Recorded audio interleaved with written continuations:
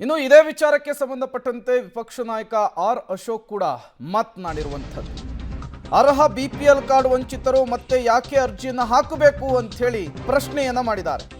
Card cancel ಮಾಡುವಾಗ notice ಕೊಟ್ಟಿರಲಿಲ್ಲ, ಈಗ ಅರ್ಜಿ ಹಾಕಿ ಅಂದ್ರೆ ಹೇಗೆ ಅಂತ ಹೇಳಿ ಪ್ರಶ್ನೆ ಮಾಡಿದ್ದಾರೆ.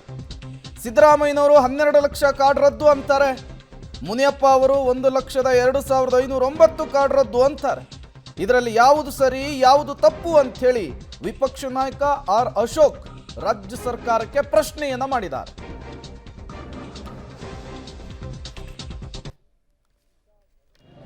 ಸಿದ್ದರಾಮಯ್ಯನವರ ಸರ್ಕಾರ ಅನ್ನಭಾಗ್ಯ ಅಂತೇಳಿ ಕನ್ನಭಾಗ್ಯವನ್ನು ಕೊಟ್ಟಿದ್ದಾರೆ. ಈಗ ಯಾವ ಸರ್ಕಾರ ಮೊದಲು ಕೊಡಬೇಕಾಗಿರೋದು ಅನ್ನ ತಿನ್ನಕ್ಕೆ ಅನ್ನ ಕೊಡಬೇಕು.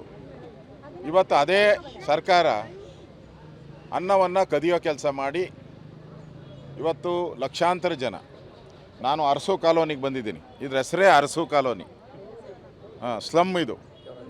ಅಲ್ಲಿ ಆ ತಾಯಿ ಹೇಳ್ತಾ ಇದ್ಲು, ಆ ತಾಯಿಗೆ 12 ವರ್ಷ ಇದ್ದಾಗ ಬಂದಿದ್ದು, ಈಗ ಆ ಅಮ್ಮನಿಗೆ 70 ವರ್ಷ, ಅಂದರೆ ಸುಮಾರು 45 ವರ್ಷದಿಂದ ರೇಷನ್ ಕಾರ್ಡ್ ಇದ್ದದ್ದು. 45 ವರ್ಷದಿಂದ ರೇಷನ್ ಕಾರ್ಡ್ ಇದ್ದಿದ್ದು ಈಗ ಏಕಾಏಕಿ ಮಾಯ ಆಗೋಗ್ಬಿಟ್ಟಿದೆ. ಅಂದರೆ ಸಿದ್ದರಾಮಯ್ಯನವ್ರು ಹೇಳಿದ್ರು ಸರ್ಕಾರಿ ನೌಕರರು ಎಷ್ಟಿದ್ದಾರೆ, ಸರ್ಕಾರಿ ನೌಕರರು ಇನ್ನೂ ಅವರ ಅಂಕಿಅಂಶದ ಪ್ರಕಾರ 250 ಜನ ಏನೋ ತೋರಿಸ್ತಾ ಇದ್ದಾರೆ. 250 ಜನ ಸರ್ಕಾರಿ ನೌಕರರಿರೋದು.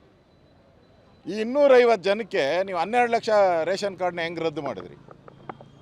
ಇನ್ನೂ 12 ಲಕ್ಷ ರೇಷನ್ ಕಾರ್ಡ್ನ ರದ್ದು ಮಾಡೋಕ್ಕೆ ಹೋಗಿದ್ದೀರಾ. ಅಂದರೆ ಒಂದು ಕಡೆ ನೆನ್ನೆ ಸಿದ್ದರಾಮಯ್ಯ ಮೀಟಿಂಗ್ ಮಾಡಿ ಏನು ಭಯ ಬೀಳಬೇಡ್ರಿ ಅಂತ. ಏನು ಭಯ ಬೀಳಬಾರ್ದು ಅಂದರೆ ಏನು?